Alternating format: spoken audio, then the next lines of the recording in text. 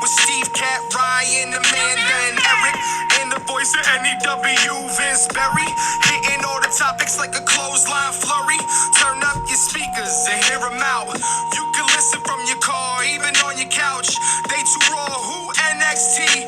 Handing out Smackdowns, follow on IG. Plus, it's sponsored by Tag Me a Date. Go to YouTube and sub now for every update. It's all wrestling here.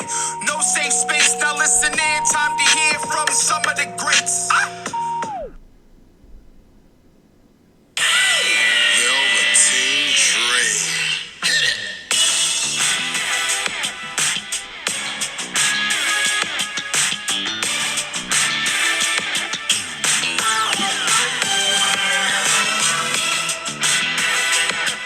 Right. What a song, huh? What a song. Excuse me. Well, of course, ladies and gentlemen, welcome to the War Report, brought to you by TagMeADate.com. DREAM. Yes, indeed. We are live every Tuesday, streaming live on YouTube, streaming live on Twitch, 7 p.m. on Eastern Time. I'm your host, Vince Barry. We're here with our regular War Report crew. And I don't even know what we're going to start with this week. I could tell you exactly what I think we should start with. All right, what are we going to start with? I think we need to start with AEW. And I think not only for a change do I think we start with AEW, but we have to talk about that incredible moonsault from Cody Rhodes in that cage. And not to mention, we need to talk about the cage. Yeah, that was a big-ass cage. And JR did take another jab at WWE during that match. Of course he did. So I thought that was pretty interesting. But yeah, that would be my opinion. I think we need to start with AEW because that show had a special feel to it because you were anticipating and waiting for that main event. You know, it wasn't like a typical Raw or SmackDown as of late where you're like, all right, let's get to the main event already that we've seen 100 times because it's late and it's been 3 hours. You know, the show kept you engaged throughout, and then that match delivered. And, absolutely, man. You know, and on both ends, I mean, think about the pressure that Wardlow had, being that it not only is it's his first match in AEW, but it's also the first cage match of AEW, and it's with Cody Rhodes. Yep. So, you know, it's like you were just handed everything on a silver platter, and the only one that could fuck it up is you, and he didn't. No, he did a very good job. He wrestled pretty well. He did a fucking swanton off the top rope. He caught Cody as much as you can catch somebody during that moonsault. I think, you know, for a guy who, that was his first, as you said, his first match on the show ever, and their first cage match, he did very well. I'm pretty happy with his performance. And overall, so listen, last Wednesday was probably the best Dynamite show. You can hear me, right? Oh yeah, I'm not seeing my. All right, I'm not seeing my thing go up and down on the screen. It's like very small. Yeah, so I didn't know how loud it was. Good. Last week was probably the best Dynamite. The week before that was the best Dynamite. So it just keeps getting better and better. They've gotten a good streak, and one of the things you said is very true. Some of the reason that these WWE shows feel like they drag on forever, and it's not just because Raw is 3 hours. It's because their formula is that if people are going to feud with one another, they have to be constantly interacting in some kind of match every week until the pay-per-view, which is why we've seen Kevin Owens tag with fucking everybody on the roster against any combination of the AOP, Buddy Murphy, or just Murphy, and Seth Rollins. It's too much. We're getting it. By the time we actually get to Seth wrestling against Kevin Owens, nobody's going to give a shit because we've seen them interact too many times. Whereas with Cody and MJF, they deliberately kept them apart They did the old gimmick where if you touch me, MJF says, if you touch me, the match is off. Mm-hmm. So they deliberately are keeping these guys apart for months. It's not like there's a month, 4 weeks or 5 weeks in between pay-per-views. The Full Gear was in November. This pay-per-view is Saturday, February 29th. This has been going on for months. So it's been the slow build. Right. And, and it's not over yet. That's the other thing, too. Yeah, we got one more week. Right. Now, this gave Cody the official shot at a match with MJF. So, it's gonna, we're finally gonna get it's the slow build, and it's funny. I recommend everybody go to the network and check out the Ruthless Aggression and the new special original that they've brought. I don't know, is it called Ruthless Aggression? Or it's something about the Ruthless. I don't know if it's a WWE 24. It's the Attitude Era. It's the Attitude Era. So basically, they're highlighting the debut of John Cena and how Evolution came together, and this and that. There's 3 episodes currently. They were all fantastic. They're about 50 minutes to an hour and a half. And you definitely wanted more. So it's definitely cool. I definitely suggest you check it out. The reason I'm bringing that up is because one of the main things they talk about in the Evolution part of it is the slow build between Triple H and Batista. Yep. It was the very slow. Batista was eager and wanted to pull the trigger, and Triple H is the one that kept insisting, no, we have to keep building and building and building, and it's just going to make the people want it that much more, and then when it really officially happens, it's going to be, and it was everything that Triple H said, and they don't do that enough anymore. And that's why I'm glad AEW years did ago. Right. 15 years ago. Like this, I want to say last week. It was 15 years ago last week. My 2 cats are fucking going at it right now. You could charge for pay-per-view. Oh, my God. But, 15 years ago in the past week. Also, it's Ric Flair's 71st birthday today. Yes, happy birthday, Ric Flair. Cool. So this is all that, and that all ties into the Evolution thing. You're right. It was... The Evolution story was like... But for Batista and Triple H, was like something like 9 months total. Yeah. Starting with the formation of the group, and then they started teasing. So basically what happened was they But the teases were simple little things, like a look or a gesture or, But they started, it wasn't just Batista and Triple H started feuding. Right. Triple H instructed Batista to kick Randy Orton out of the group. Right, with the thumbs down. And that started, and which brought them to their thumbs down moment after the Royal Rumble. Correct. When he chose to go after the Raw title. There's just layers to it. Like just to give a modern example, Seth Rollins is just doing the Straight Edge Society all over again. This is the exact same shit CM Punk was doing like 10 years ago. Yep, he's just being called the Messiah. They're just portraying him as Jesus. That's really the only difference. It's the same thing. And I'm not saying everything needs to be new, but you need to find like kind of a new twist to it. Like that story between Batista and Triple H wasn't anything groundbreaking. It was 2 guys that you built up a story and built up tension, and then there was a conclusion. Right. The same thing with this Cody stuff. A lot of the things you see in AEW are angles and storylines that the NWA would do back in the 70s and the 80s. And there's, it's simple stuff.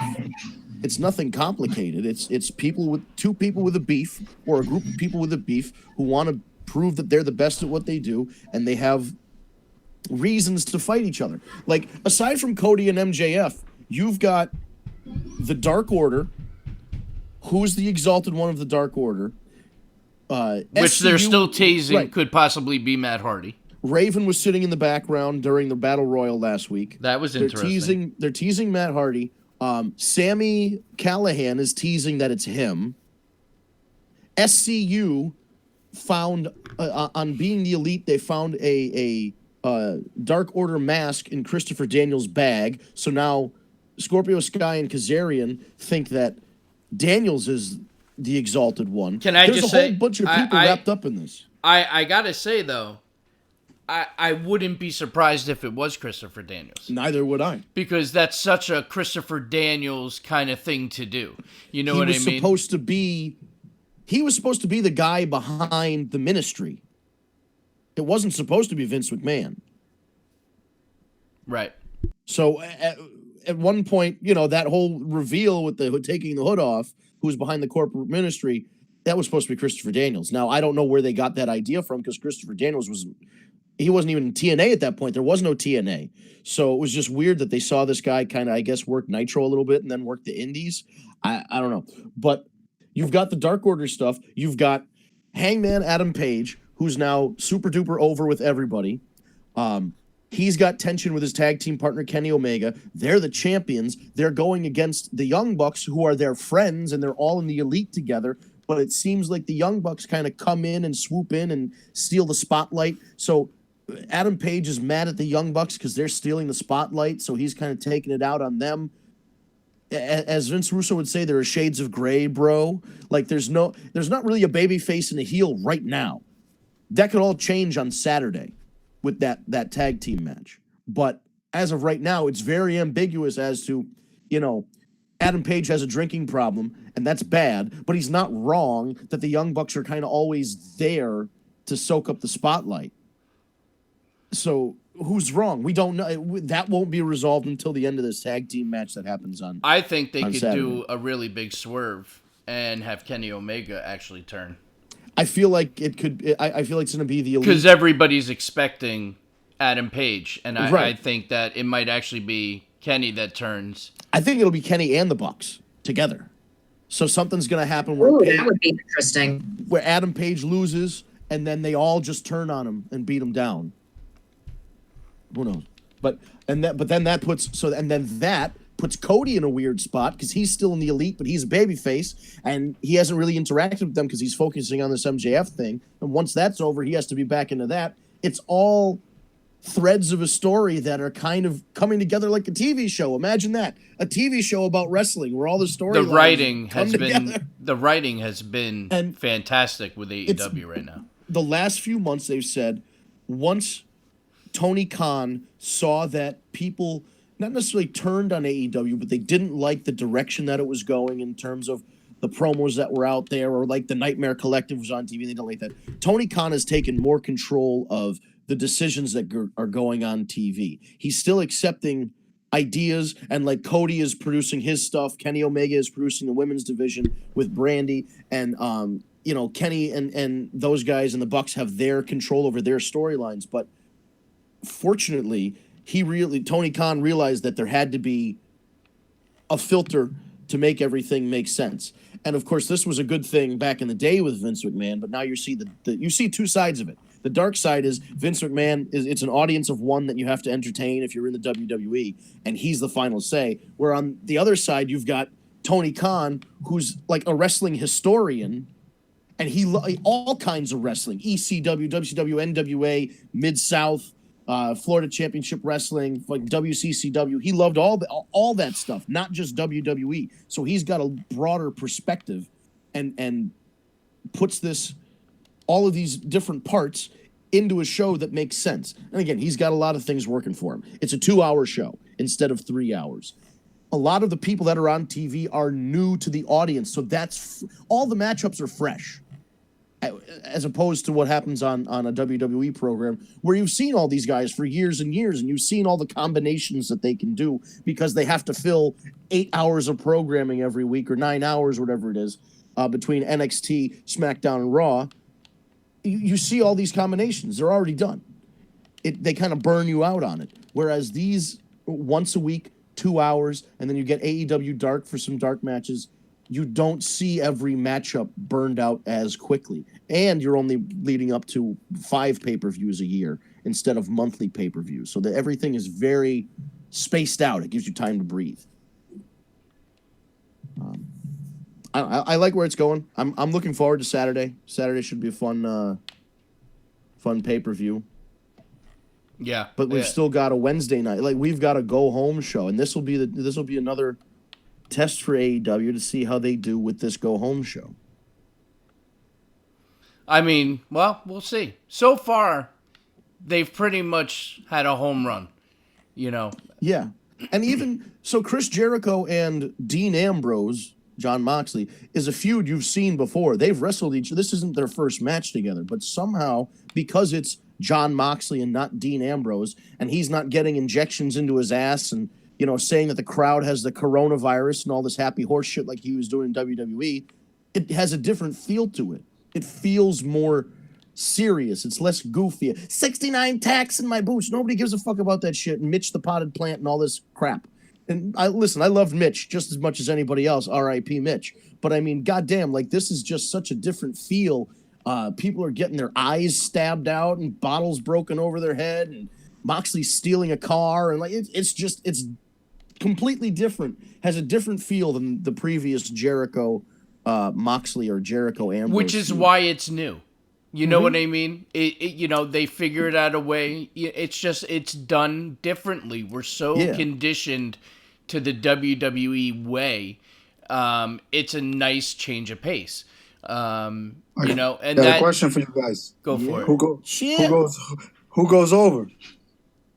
Moxley or Jericho? I honestly, my gut tells me that Moxley's going over, because they've been mentioning a lot on TV lately on how, you know, he's the only, but he's such a long reigning champion.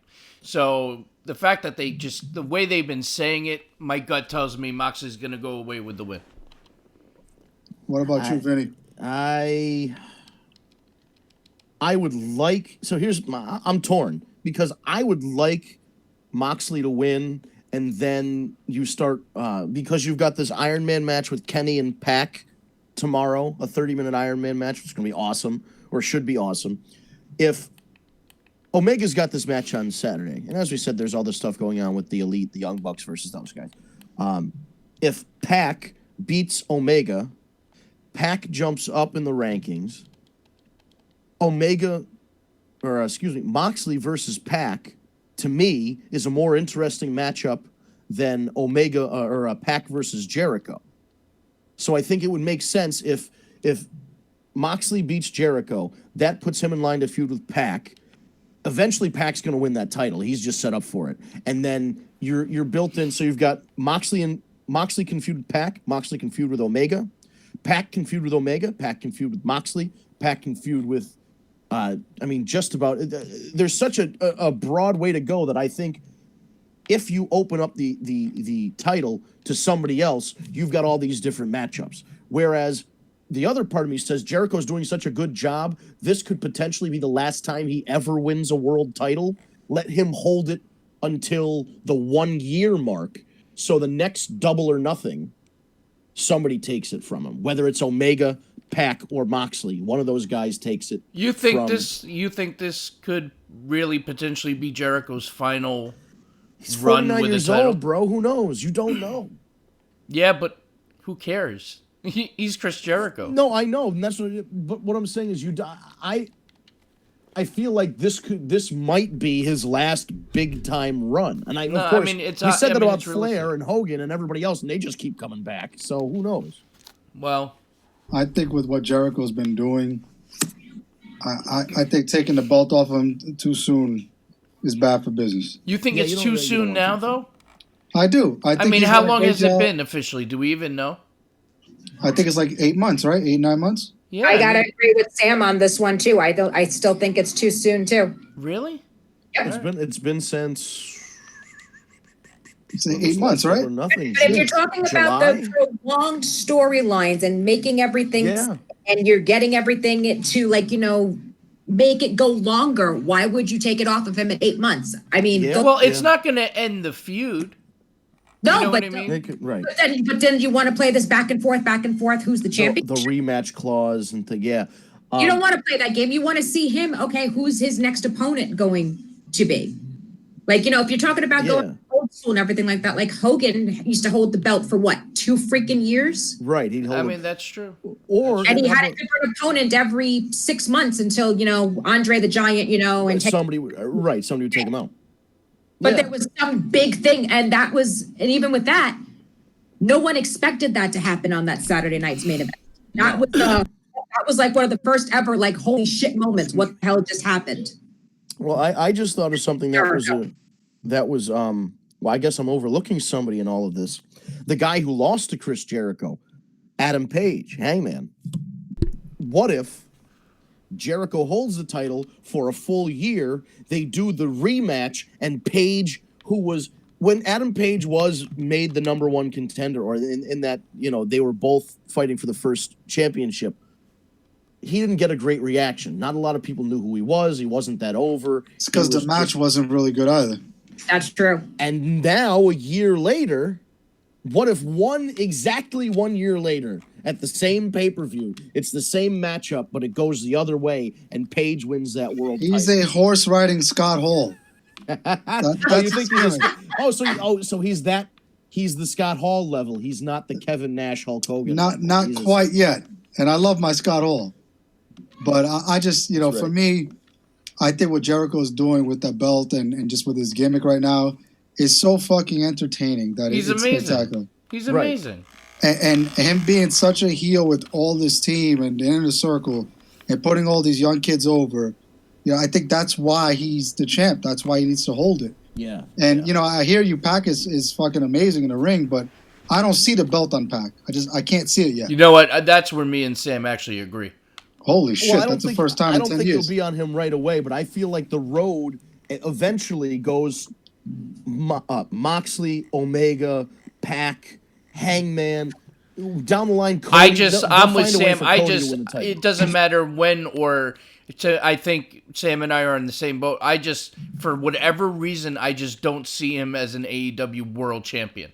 Vince, they agreed on something. Turn on the party. I know. 10 fucking years. Right. Holy crap. 10 years. Hey, listen, you know, I mean, that's the truth. I do agree with that. I've never seen him, for whatever reason, I've never seen him as a world champion, even in WWE. You know, to me, he was a mid-card title guy. Damn it. I don't know what it is. He's talented as hell. That kid could fucking work. But I just think we saw Moxley and him on the Cruise match, and it was a decent match, but they didn't do too well either. You have to have this old school, you know, heel face. You know what I mean? Like, you have to have that. That's why we watch it. We want to see that. I don't give a shit if they're playing cards in the back afterwards. You know what I mean? Right, I want to see that. I have to see it. It makes sense. You're right. Jericho is having such a good run here as being, he acknowledges that he's older and maybe not as physically sharp as some of these other guys, but he is still mentally sharp, if not sharper. He's the crafty veteran who knows all the tricks. He surrounds himself with this group of young guys and sends them out to fight his battles and then picks his spots. How sharp do you need to be? I'm going to give you a fucking back elbow to your face. Right. It doesn't matter who you are. You're going down. That's it. Game over, boys.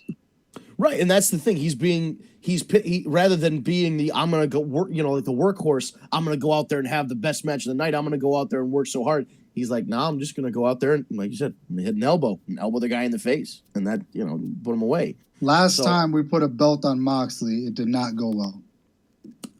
Now I feel like he is somebody who is probably better. I could see him as an AEW world champion right now. Yeah, but I think he's got also the somebody who's momentum. better chasing a title. For how long? Until he shits the bed again. All he has to do is go on a Stone Cold podcast and fuck himself over. You know what though? You know what it is? I feel. He did the AEW podcast. Here's the difference. He could do the Vicky Guerrero podcast. Sam, here's the fuck difference. Himself over. Good. Here's in my opinion, here's the difference.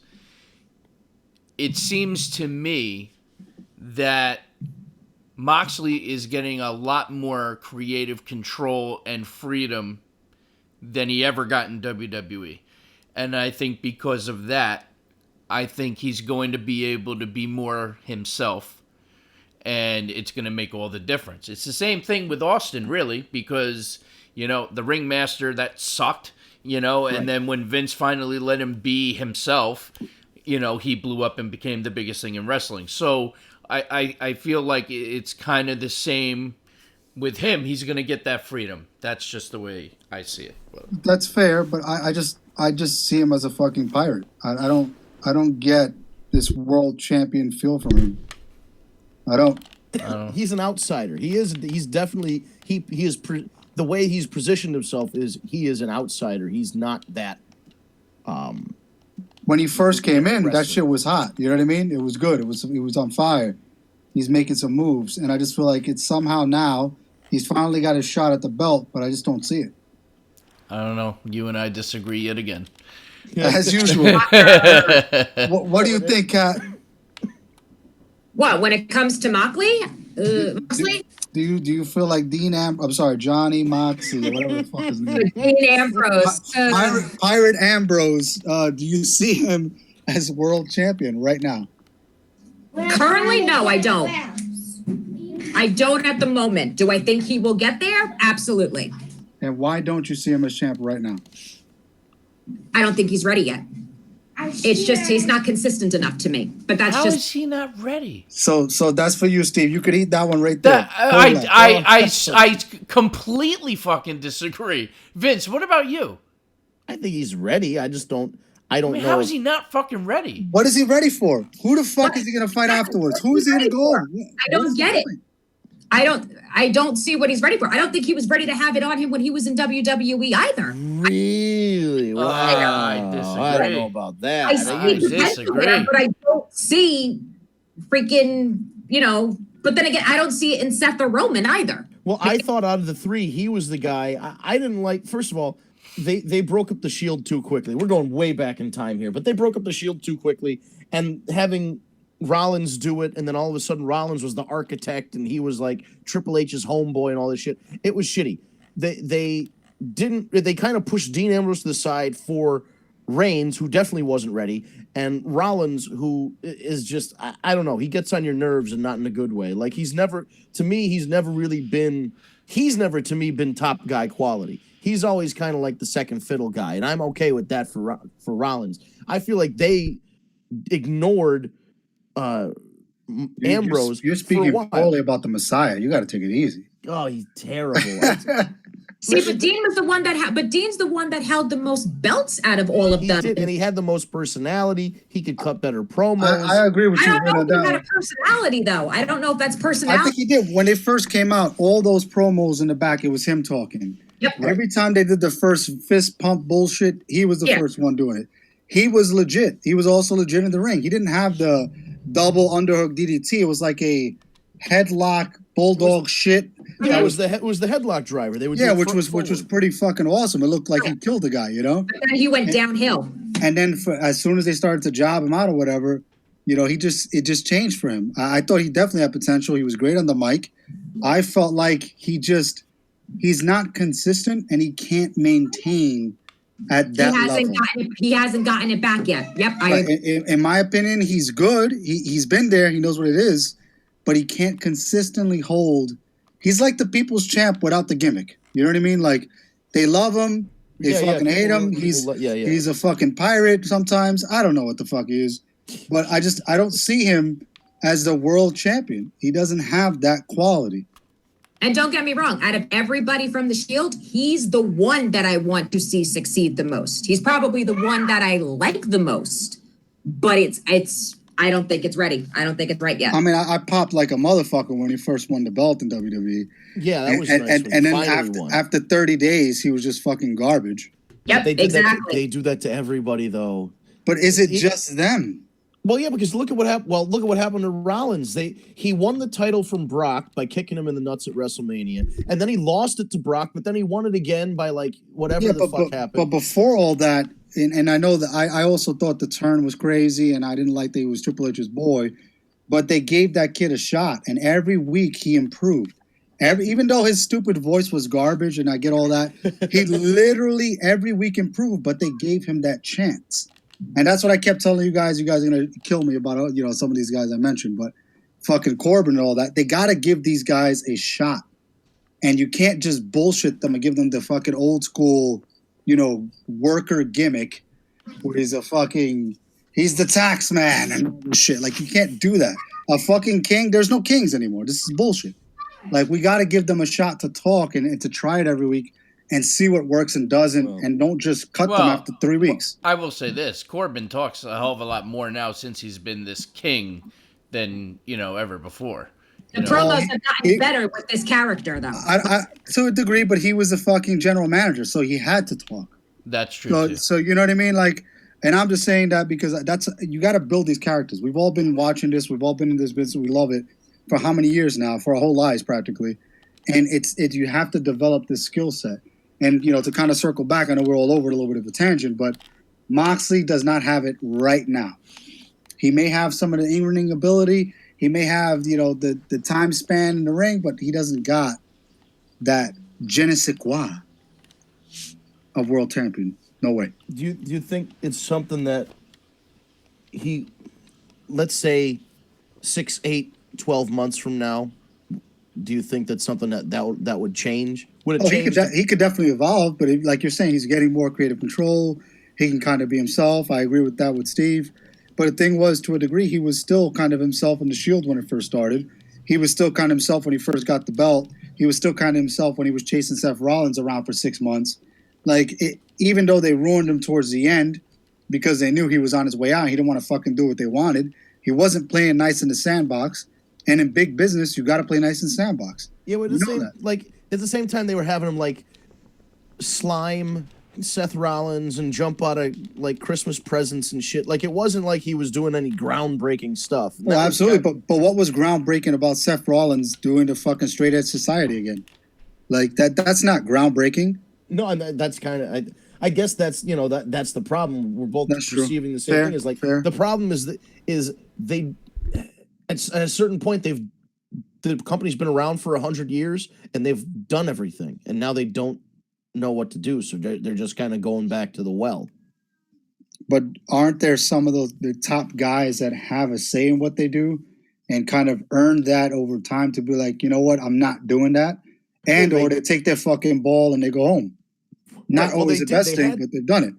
Oh yeah, for sure. Well, they had guys like that. They had The Rock, and he's gone. They had Stone Cold, who, like you say, took his ball and went home. That's what they love to say about him, because he didn't want to lose to Brock on some random Raw instead of saving it for a pay-per-view, which I happen to agree with. If you're going to do Stone Cold for Steve Austin versus Brock Lesnar, and you want to put over Brock Lesnar, have it happen in a pay-per-view. You don't do it a Monday Night Raw. Fair, but it was for some tickets. And there has to be some build-up. I mean, it was for the King of the Ring. But there was no build-up, no promotion, but nothing. It wasn't the finals of the King of the Ring, though. This is a fucking huge match, and I agree with Austin 100%, and that I don't agree with walking out. Austin couldn't even fucking walk. He had 42 metal legs. At this point, why does it fucking matter? I was gonna say the same thing. He was heavily medicated with alcohol and didn't feel a thing. He wasn't. Bro, are you kidding me? He was putting on garbage matches from the beginning of his career to the end of his career. All right? He was fine up until that pile driver. Austin was garbage. He's always been garbage. No, Austin was good until he broke Austin is a human gimmick. He is the John Cena with a stunner and a middle finger. They're all the same. Oh, no, it's a fucking package. Oh my God, Sam, I love you, because I have felt that way for the past 15 years. I thought it was just me. Why do you think John Cena? What is fucking happening right now? Okay, name his fucking move list. Luthez press, mudhole stomp, right? Yep. The fucking twist. Elbow drop off the middle turnbuckle from Bret Hart, stunner, and that's it. Middle finger. Nothing else. Oh, I'm sorry. Right. Middle finger. That is the same shit as the 5 moves of doom, whatever the fuck you want to call it. It's the same shit. But it worked. Right, because of the gimmick. It was ran by the gimmick. He beat up his fucking boss. We saw something that we all wanted to do our whole fucking lives, but he was never, I'm not going to say never. He could hold on some solid matches, but he wasn't he wasn't a ring general. He wasn't God in the ring ever. It's not a matter. Neither was Hulk Hogan, but he's one of the greatest of all time. It's the same kind of category. It's the total package. It's the total package. We're not talking about the best technical wrestler. Hold on a second. We actually believed that when Hogan hulked up, nothing could fucking hurt him. Nothing. And it's wrestling. We're talking about an era that had fucking clowns. Okay, but hold on a second. And fucking Duke the Dumpster Drosy and Papa fucking Shango. Okay, but we're talking about Stone Cold and Hogan now. Don't try to fucking deviate from what we're talking about here. All right? When he dropped the fucking leg, it's over, boys. That's it. Game over. Mm-hmm. Same with the Rock and the elbow. Oh, God. Or the rock bottom or the stunner. Yeah. Same fucking thing. Rock did a fucking Samoan drop. He did spine buster. He did the flip around DDT. He did the people's elbow. He did the suplex. Vince, help me out here. Help me out here. I think Austin definitely wasn't the same after Owen Hart dropped him on his fucking head and broke his neck. That's definitely part of it. Understandably. But if you look back, like when he was in the Hollywood Blondes, he was a workhorse. Even when he was the ringmaster, he wasn't working with slouches. He was working with Savio Vega, who was a good hand. He's not a superstar in terms of star quality or charisma, but Savio Vega was a good wrestler, and Austin was able to match up with that to an extent, as I said, up until the fucking neck thing. Vince, I love you to death, but you're putting Savio Vega and Stone Cold Steve Austin in the same conversation. And not only that, but I'm sorry, Ringmaster was using Ted DiBiase's $1 Million Dream. Do not even put that anywhere near the Savio Vega did. But also not Austin's idea or but Austin was still preference. good, right? Austin technically was good up until the point where his neck was broken. Then I wouldn't say he good. He was decent. He says it himself. Yeah. But he was given the creative control over the Stone Cold character to the point where he turned heel at the dumbest point he possibly could, and then tanked WWE for the next decade. But that's the character. That's not the wrestler. The character, he gets an A fucking plus. The wrestler, the character literally showed up, and 100% was when he did the 316 shit. That's when he became the real Stone Cold Steve Austin. Oh, absolutely. At King of the Ring, when he fucking made that speech. I mean, that's when it was born. And that's when that's when they realized backstage that he could be something else. A star character. Absolutely. But not a great wrestler. Amen. I don't think I don't think he's as bad as you guys are making him out to be, though. Yeah, I'm with Vince on that. Well, how about this? Next time we'll do, I want you guys each, this is your homework assignment. Go back and watch a random 5 matches of Stone Cold. And try not to do, obviously the WrestleMania, the big event matches. And give me something that you saw that was like, holy shit, this guy can go. Give me that. He wasn't doing dives and shit, but I mean, that wasn't... Austin Bret Hart. You're talking about Bret Hart. Yeah. He carried the match. Come on. He had to do his part too. Everybody involved in that, even Shamrock. You are out of your fucking mind. You guys are out of your fucking mind. You guys are fucking crazy. To even say that Stone Cold is good at the ring is fucking blasphemy. He's terrible. Oh, come on. Okay, how about this? Go back. Let me change it. I take it back then. You guys are absolutely right.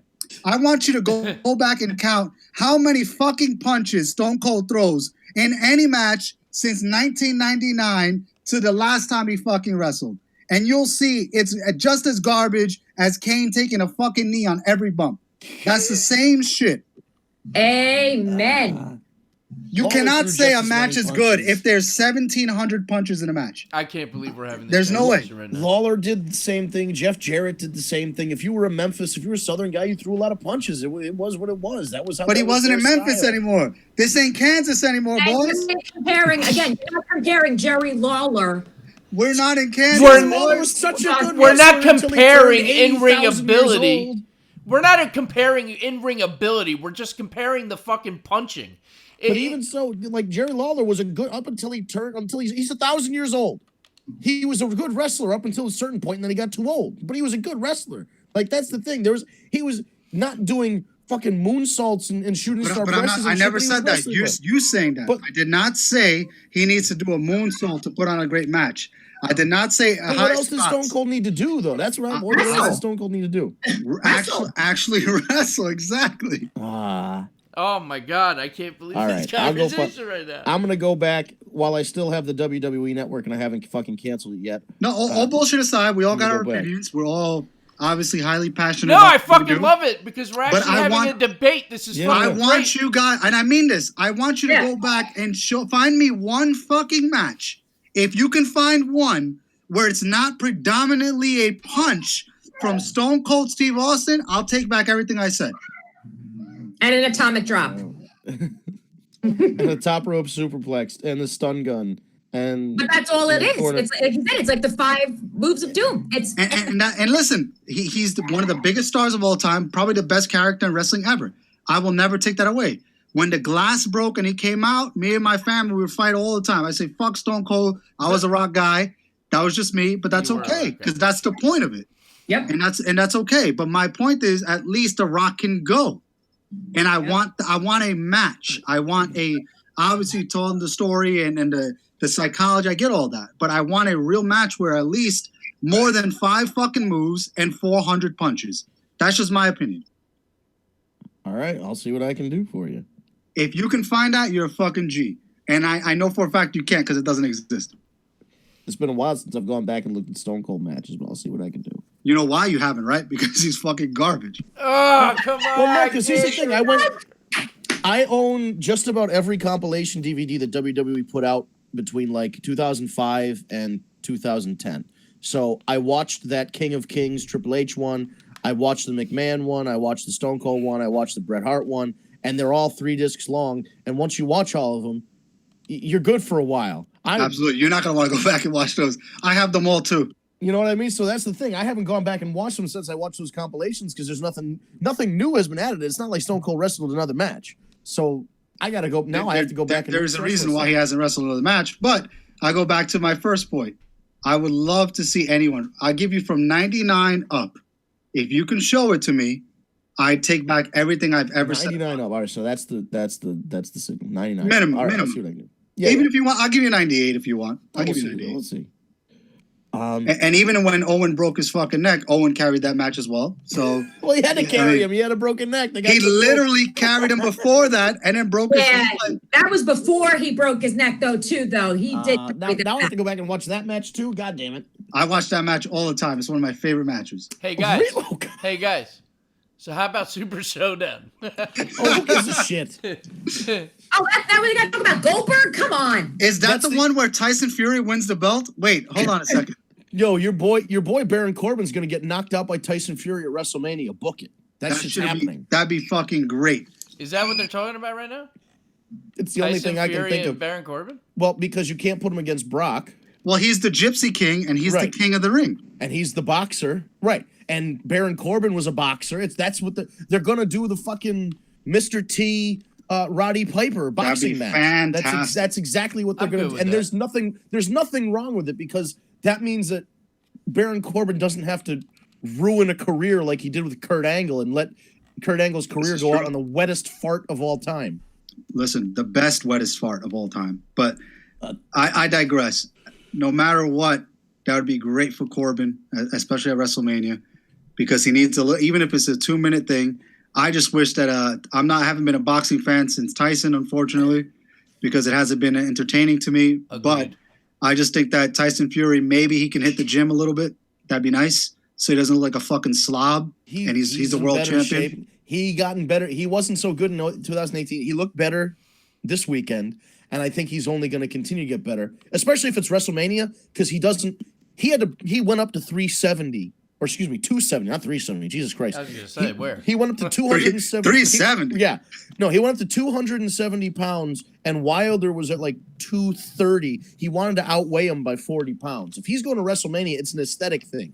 He doesn't have to put on weight to affect a legitimate contest. I just think in any sport, if you're the world champion, if you're the champion, you should probably look the part a little bit.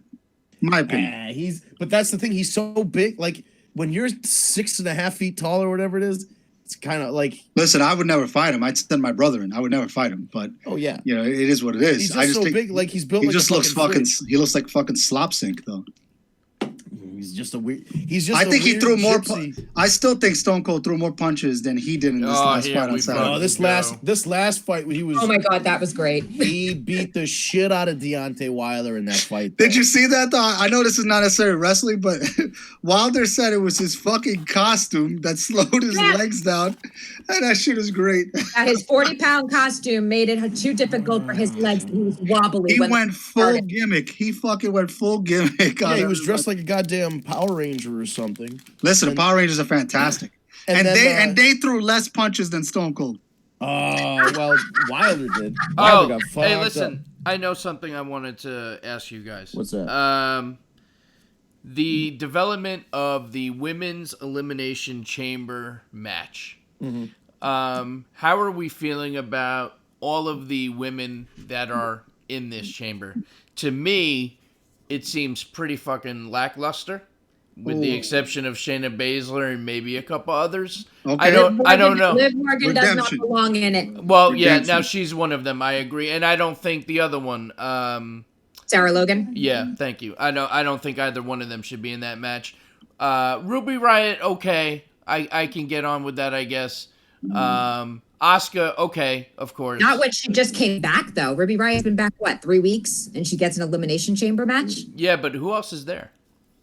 I think we have to go back to the history, right? And we know this from WWE specifically. The 2 months before WrestleMania is let's jam as much shit as we can in to promote the show, right? That's true. Yeah. And it's not necessarily the right thing, but we know why it's done. Right. I agree with you on that. It seems somewhat lackluster, but what I can say is that last night on Raw, when they put them all in there, as cheesy and as shitty as it was, when they were all going at it, it just seemed it was fun. It was different. It was good. I don't normally bring my wife into this, but my wife literally said, "Wow, this is like fun for women wrestling," and I haven't thought that it was been fun for a long time. See, no, I happen to agree with you. I got excited, during the melee and everything, but let's be honest, that really didn't. The excitement didn't really start to kick in until Becky Lynch showed up and her and Baszler started going at it. I wouldn't even say that because I don't mean to cut you off, Cap, but when Baszler walked over and looked at Natty in the face, I think that's what it was. Yeah. Yep. That shit was fantastic. That's true. She came through the crowd. She got a lot of fucking balls, and obviously everyone in that ring knows she's going to ruin them. If they want to throw hands with her, she's going to fucking ruin all of them. I mean, there's no way she loses, right? She's got to win the chamber. No way she's winning. But then Asuka stepping up because Asuka's probably the best worker in the fucking ring, right? Yep. She literally grabbed the mic and literally in her mind, she's like, I can ruin I'll stretch you guys from pillar to post for fucking weeks if you guys want. And obviously it's in Japanese, but that Yeah, but then she goes, "Bite me." That shit is fantastic. And then, I love it when she's screaming in Japanese and you can't understand shit what is the she's best. saying, but it's amazing. Yeah. And then think about it. Remember, we said this was bad, and now we're saying it's good. Liv Morgan gets up and says, fuck all this, walks over, hands the fucking contract to Ruby Riott, who is her people, right? Mm-hmm. And then Sarah Logan, who's for some reason is the bum in the ring. We know that. And she's just like, no, don't hurt her. Yes, hurt her. Don't hurt her. Yes, hurt her. And they go at it. That shit is fucking hysterical. That's good TV. It's just entertainment. See, the problem that I have with it is that, and it's not really a problem, it's just I feel like they did some shit out of order. Shayna Baszler came out and bit Becky Lynch on the neck, and they made all this about Becky and Shayna. And then they throw in an elimination chamber, which if you're sitting there, you're going, oh man, I wonder if, Sarah Logan's going to win the elimination chamber and face Becky Lynch at WrestleMania. It's like, no, none of this shit's going to happen. Exactly what you expect to happen is going to happen. Shayna goes in and wins this elimination chamber. There's not even a fucking reason to have it. You know what? If you look at it that way.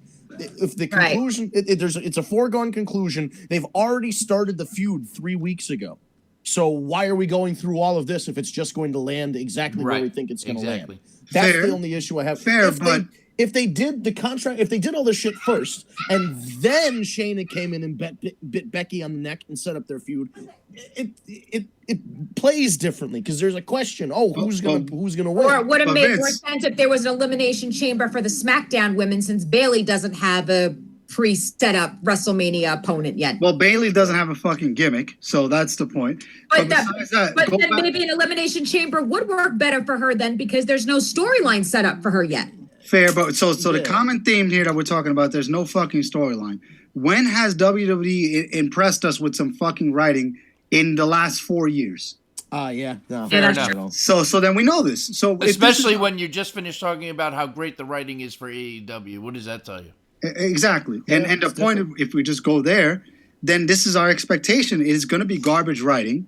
We just want to see something that's entertaining, and we want to see some good fucking matches. I don't think, and I guess I have to disagree with Steve a little bit. That's just, it's natural, right?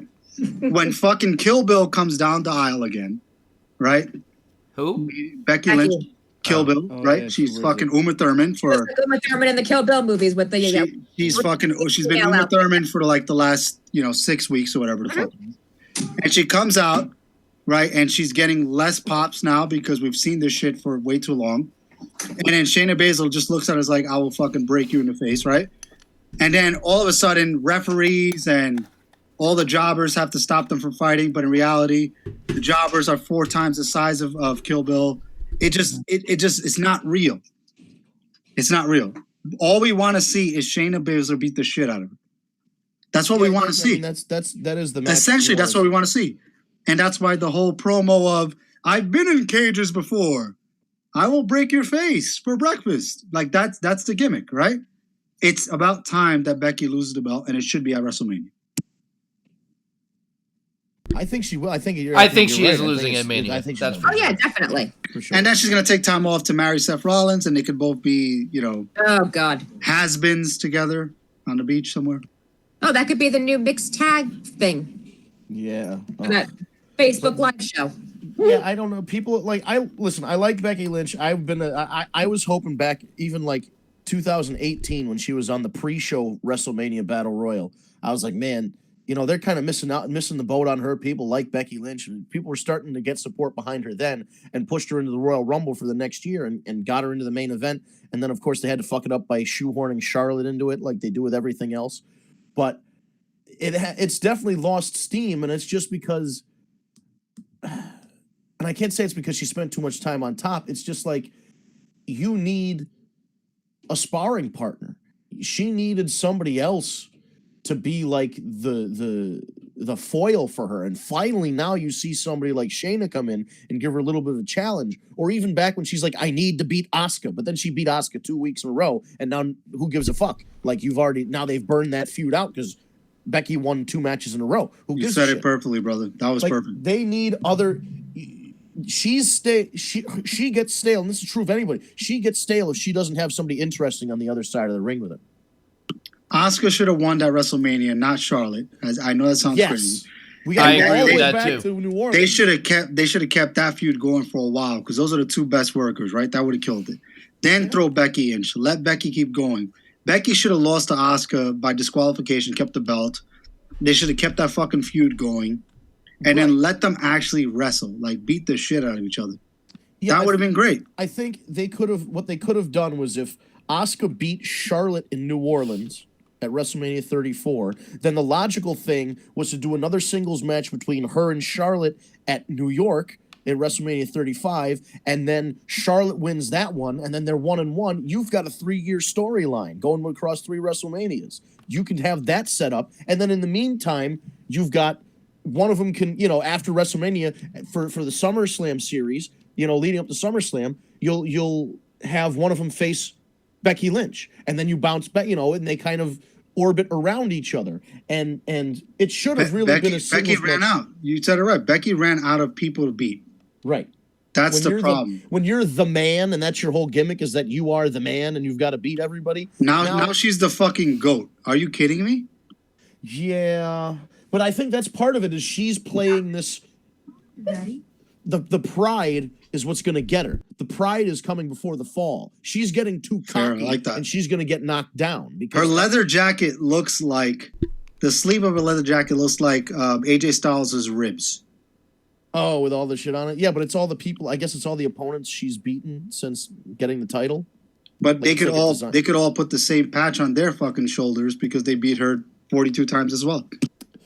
Well, yeah, but we're back to the problem we talked about earlier in the show is that they fucking writing is miserable. They just churn through. They're like, we'll just churn through like we've seen Asuka and Becky too many times now, where it's not fresh anymore. You're gonna hear right now, Vince. You gotta call up fucking Vince right now. Who the fuck are you, pal? He needs to fucking write for you. If not, I'm going to Stanford. I'm laying somebody the fuck out. They gotta understand this is bullshit. We're better than that. You're a $1 billion company. You're global. Get some fucking writers, for Christ's sakes. And even Glenwick could write better than that, and he's garbage. Yeah, but the real problem is that they're writing to an audience of 1. you're just going in as a writer knowing, okay, if Vince McMahon doesn't like this, even if it's creatively good or creatively different, not even that it has to be excellent, maybe it's just something different, and Vince McMahon doesn't like it, he's going to change it, and his version of what it is going to go on TV. So that's why they're not getting the writers of that quality, because those guys know. Well, then he needs to go into the retirement home then, because his idea of a good fit is Bobby Lashley and Lana. Whoa. Anything with Lana is fantastic. But what? Okay, now I'm sorry. Now we're done. She's off the train now. Uh-oh. For me, Lana is more of a personal thing. It's not a... I can't be fine. Wrestling and talking and everything? It's very... Lana and I are very technical. She can't wrestle, but you should see her box. Yeah. Thank you, Jerry Lawler, for the old joke. And on that note, we're at the top of the hour. I already want to say that. What's the matter? You don't want to spend the last 4 minutes talking about the fucking Bellas? Oh God! I'm so glad we didn't talk about them. The only Bella I like to talk about is my daughter. That's it. Oh, there you go. Oh, yes. That was cute. Agreed. I'm just trying to ignore it. I'm sure she's a better wrestler, too. Why are they going in the Hall of Fame? Why? I mean, I've got two reasons, and they're both penises. Because of the Bella Army. Yeah. Oh, my God. That sounded so horrible. The whole promo sucked. The only good part of that was when Birdie came out, without saying her name. That was cute. That was adorable. But the rest of it, no. Yeah, but Birdie has nothing to do with fucking wrestling. She probably better than her mother. Hey, the Fiend put baby to... Oh, no, that was the Mrs. Baby. That's going to happen. That'll happen. If they'll put toys in. Yeah, that was Monroe. That was a different... whatever. They're all babies. They all look Did you like watch Ms. and Mariz this week yet, by the way? No, I have not. It's and Mrs.? See, I'm like a whole season behind right now. They fucked up by taking... when they took SmackDown off USA and then they moved around Ms. and Mrs., they fucked the whole thing up. No, it comes on right after NXT. What are you talking? I know, but I'm already watching AEW, and then they usually have a movie on afterward. I'm sorry, it was hilarious this week. They had Shawshank on 1 week. Maurice waxed the Mrs. balls. Oh, okay. No, that's probably real fun. Like I want to go back and watch it, because that was always a nice show to just kind of leave on TV. Well, and it's funny as hell. I mean, it was hilarious. I'm like a whole season behind right now. They're all on my DVR. I just haven't gotten to them. They're great. They're great for TV. Literally. He's must see on TV. Well, the best is like when they had the gender reveal, because I'm sure you guys know that she had a girl and everything. That she's having another girl. Oh yeah. But it was Ziggler and Morrison at the gender reveal. Oh geez. And Brian Cabrera. So Mrs. Maurice is like, "Will you guys come over here, whatever?" And they're like joking around by the pool and doing everything. And she wanted to totally kill all of them. She's like trying to text Xavier Woods and Big E and asking them to come over and everything, because she's like, I can't handle them anymore. It was hilarious. Wow. I'll definitely check it out. I'm just, they changed the day on me, and I'm already like, I'm not really flipping around channels. Like, I'll sit and watch AEW on Wednesday, and then like they'll put on Pain and Gain, or they'll put on like Pain and Gain. Last week was pump. You're right. Last week was Hercules, which was a terrible movie, but The Rock was good in it. Did you see that? What was the other guy? What was the guy? The old guy, like the mentor, the famous actor. He's fucking awesome.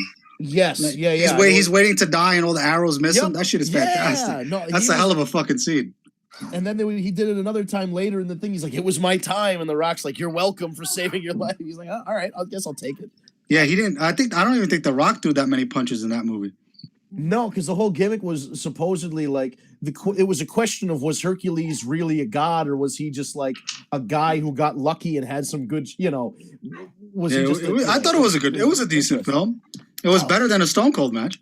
I knew that was coming. That was the same amount of punches, though. I think that would be your problem. No, not even close. Not even close. He said, "Fuck." All right. At least the other ones are actors. Last point. Here we go. Last one. You probably talked about this, but The Fiend and Goldberg. Oh yeah, we haven't talked about this. Oh God. There's no way Goldberg wins, right? I don't know. I'm hearing because I'm hearing conflicting stories. Do you guys think that the red lights could cover up Goldberg's gray beard? No. Sam, I'm okay with I'm okay with the gray beard. You know why? Because they have Keith Lee, who had a little bit of salt and pepper on the side of his hair and a little bit of salt and pepper in his beard, and now he looks like the cover of a Just for Men box. And I'm like, dude, but if they Keith Lee kicks you the shit out of him. If Keith Lee actually punches you in the mouth and kicks you in the mouth, you're gonna die. Yes, absolutely. If Goldberg tries to hit me, I'm gonna laugh at him. Keith Lee's like what, 15 years younger than him? Easy? Yeah, but they shouldn't. What I'm saying, I don't like that they dyed his beard. That's the only thing I don't like. I think let him show off. Listen, I dye my fucking beard. I'm an old man. It is what it is. I was gonna say my hair is all product. I didn't say product. You got to take it easy. I'm starting to get a little bit in my Darling, beard, I'm turning 40. It's product. I also remember my first beard, Kat. I remember my first beard. My first beard, Jesus. Oh man. All right. Well, it's two in the hand, one in the bush. And on that note, Always one in the bush. it is top of the hour. Got one in the bush. Oh. Well, at least Charlie's not here. Hey, Kat, when can How do? Man, oh man. Right. So that's it for this week. We're gonna pack up. It's been our hour. It flew by this week because we had a whole bunch of shit to talk about, and apparently Stone Cold is the shit. So I'm learning all kinds of new things as we go along in this podcast. Not the good shit. Like the one that you fucking flush. When you flush down the toilet, exactly. If you have a home, you wipe your ass and you put it in a garbage can to not ruin your sewage based on Stone Cold's garbage. If you have a bidet, you're okay.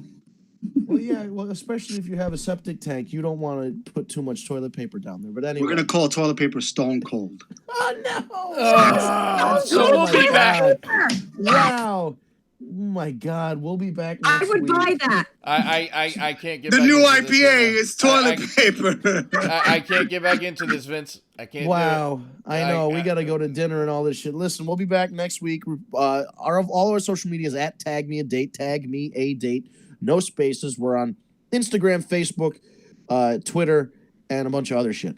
And we're on YouTube. Same thing. Go to the search bar, type in Tag Me a Date. You'll find our channel. Subscribe, hit the bell. You get notification when we go live. Same thing on Twitch, Tag Me a Date. We go live Tuesday night, 7 p.m. on Eastern time, so you can find us there. If you prefer an audio version of the podcast, that usually goes up within 1 or 2 days of this live broadcast. So on the Wednesday or Thursday afterward, you'll get a version of this on Stitcher, Spotify, SoundCloud, Apple Podcasts, or Google Play Podcasts. And again, you just look for at Tag Me a Date. That's the account. And you'll see the War Report podcast come up. Hit subscribe. You can get the latest few episodes. I think of the last 5 or 6 you can listen to on, like I said, Stitcher, SoundCloud, Spotify, Apple Podcasts, and the Google Play Store. So follow us on social media at Tag Me a Date. Subscribe to the podcast either on YouTube, Twitch, or on one of the podcast repositories. And we'll be back next week live to review Super Showdown, which happens tomorrow. Or no, 2 days from now. Thursday at noon Eastern time. Thursday noon Eastern time. We got Super Showdown. We've got Revolution, AEW Revolution. That's Saturday night. And then we'll have Raw on Monday, SmackDown on Friday, of course, that we'll talk about. But our big events are Super Showdown and Revolution. So we'll be talking about that and more next Tuesday, 7 p.m. on Eastern time. We'll see you then on YouTube or Twitch. Thank you so much for watching. We'll see you next week.